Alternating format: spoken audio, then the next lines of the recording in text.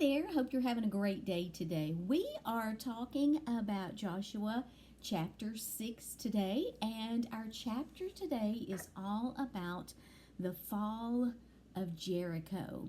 Now, at this time in history, Jericho was a very secure city, it had high walls, and today God gives the Israelites instructions about how they are going to overtake Jericho. Now, just looking at it, it would seem like an impossible situation for them, but he gives Joshua a specific plan to follow, and it involves the people going to Jericho and marching around the outside wall for a total of 7 days. 7 days. So that was kind of the plan. And then on the seventh day, they were told to follow these instructions, blow their horns, and the walls of Jericho would fall. The people follow God's directions, and in verse 20 it says, this is the seventh day, when the people heard the sound of the ram's horns, they shouted as loud as they could. Suddenly, the walls of Jericho collapsed, and the Israelites charged straight into the town and captured it. They completely destroyed everything in it with their swords. And God gave them careful directions, too, about overtaking the city and making sure that they didn't gather any of the idols or things like that, that he was very, very adamant that they not worship. So I wanted to share with you a footnote, because some people may wonder, well, why would God tell them to destroy everything?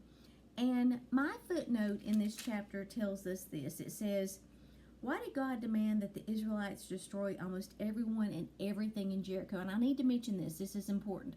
The only thing he told them not to destroy was the house that Rahab, the prostitute, was in, and anyone who was in there with her. Remember Rahab? So that's important.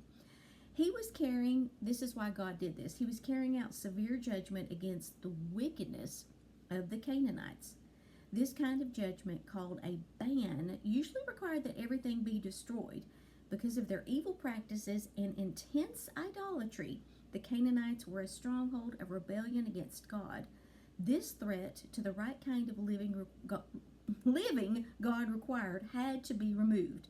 If not, it would affect all of Israel and spread through Israel like cancer.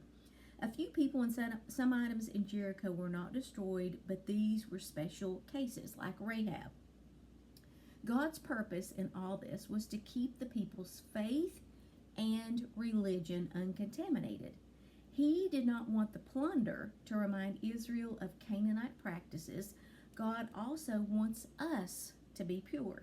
He wants to cleanse us from our sin and our idolatry when we begin our new lives with Him. We must not let the desire for personal gain distract us from our spiritual purpose.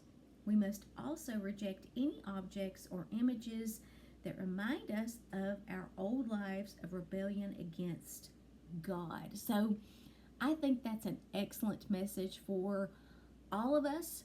We are all human. We are all imperfect. We are all faced with temptations in this world.